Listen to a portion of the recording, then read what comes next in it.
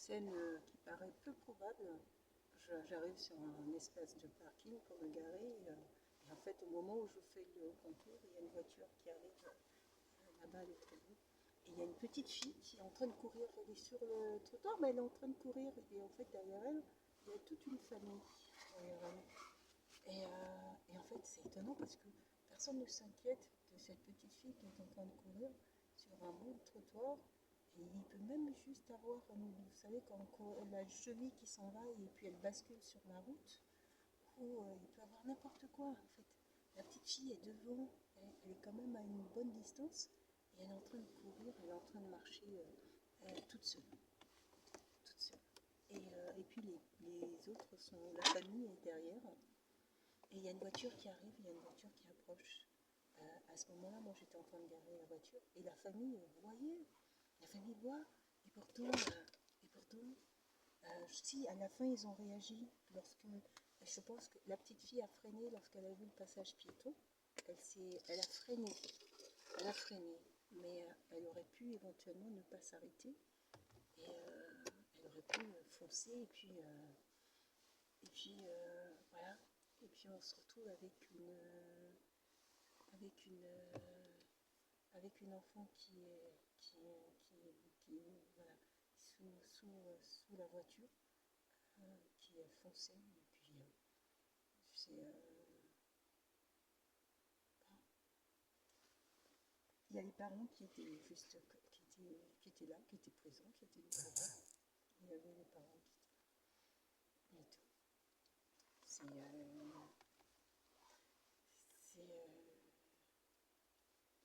C'est pour moi, bah, après, quand on prend moins de risques quand ce sont, de manière générale, hein, quand ce ne sont pas, quand ce ne sont pas nos enfants, si par exemple vous êtes amené à garder, je dis ça, ça me concerne, mais neveu ou nièce ou de temps en temps, moi je sais que, ou petit cousin de temps en temps, je sais que je suis beaucoup plus vigilante que je ne le suis avec ma propre, fille. Euh, Parce qu'en fait, le niveau de culpabilité ne serait pas le même, je pense. Et c'est pas bon à dire, en fait, ce que je dis là, parce que je suis en train de dire que en fait, bah oui, c'est qu'en fait, je mets les éléments de sécurité pour ma propre fille, mais si éventuellement il arrive quelque chose, voilà, je sais que j'ai tout mis en place, mais le sentiment de culpabilité sera présent, mais ça baissera quand même.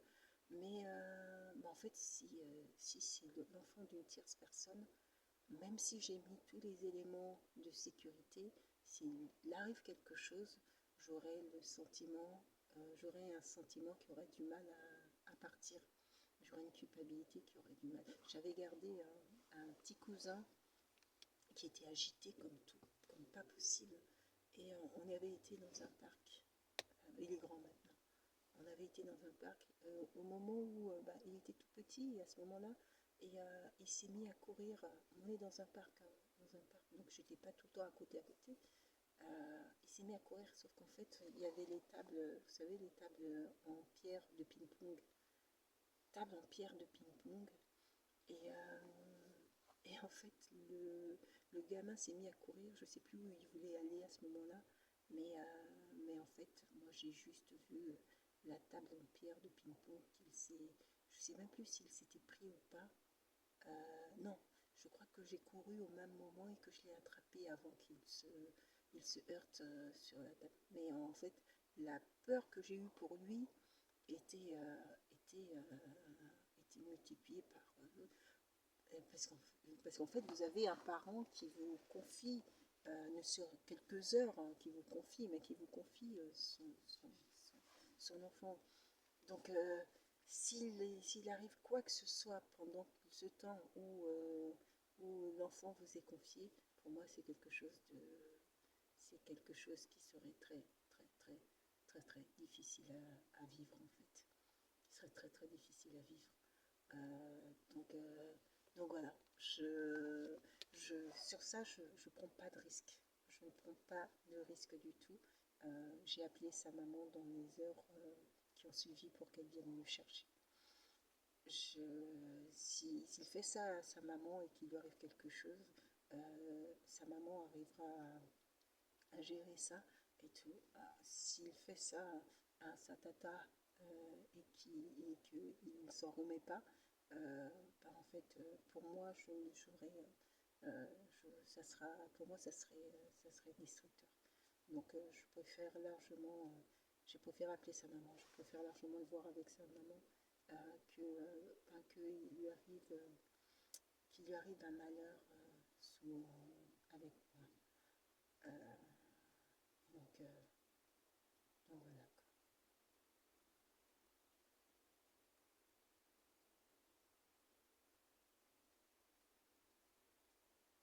Donc voilà. On est vigilant avec ses enfants. Voilà, moi, grâce à ma fille, je suis vigilante avec lui. Je le suis encore plus.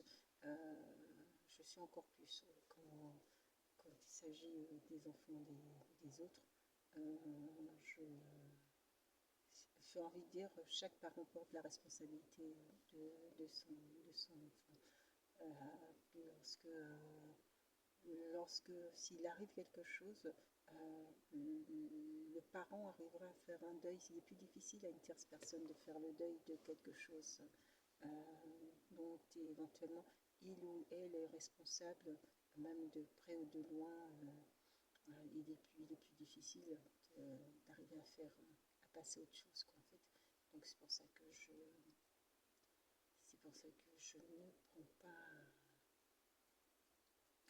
ne prends pas de risque en la matière. Euh, je ne prends pas de risque en la matière. Lorsque je ne prends pas de risque en la matière, si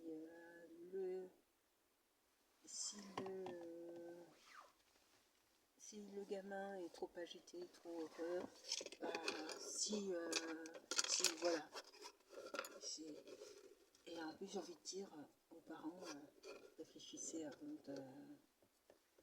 J'ai l'impression qu'il y a des parents, il faut en faire, il faut en faire, il faut en faire. Et ça demande une sacrée énergie que de s'occuper des enfants.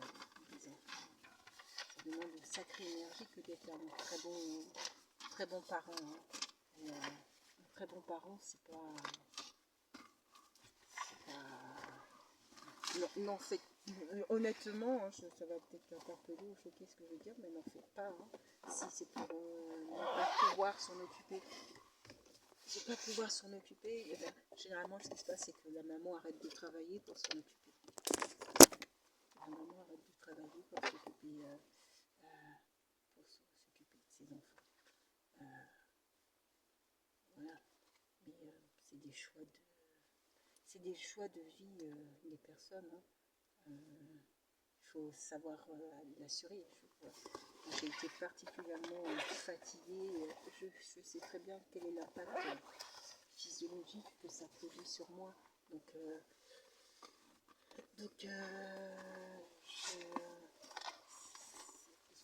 faut toujours bien réfléchir. Il faut bien réfléchir quand on fait des choix. Allez, c'est parti.